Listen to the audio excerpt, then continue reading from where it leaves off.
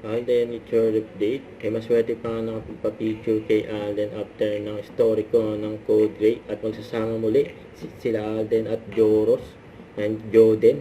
Sa Code Gray naman, siyempre abangan ng kanilang kulitan off-cam sa set ng Code Gray. Ito na ang cast ng Code Gray during story ko.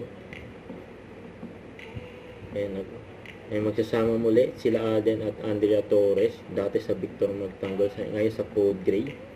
Yung grabe pa nga si Clamara, Kate De Silva.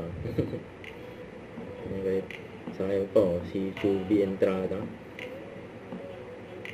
I've worked with Direk Nelly, syempre Direk Martin, nagkatrabaho na kami, and our relationship goes beyond the screen.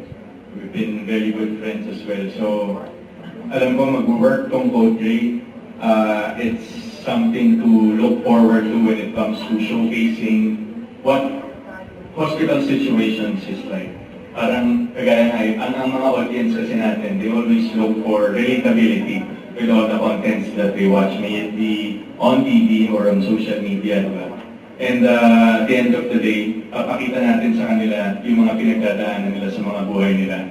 And sisiguraduhin natin na makaka-relate sila dun sa mga story ang ikikwento natin. Kasi kung tama po ako, this is gonna be parang yung mga pocket stories.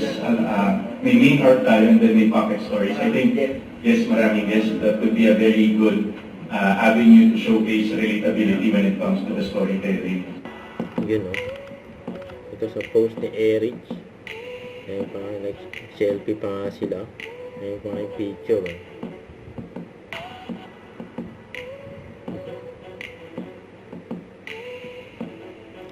And pati si nagpa-picture din, no? Pati si Allen Ansay. Don't forget to subscribe, click the notification bell for my update. This is Richard the Action Vlog. Stay tuned for more videos. See ya.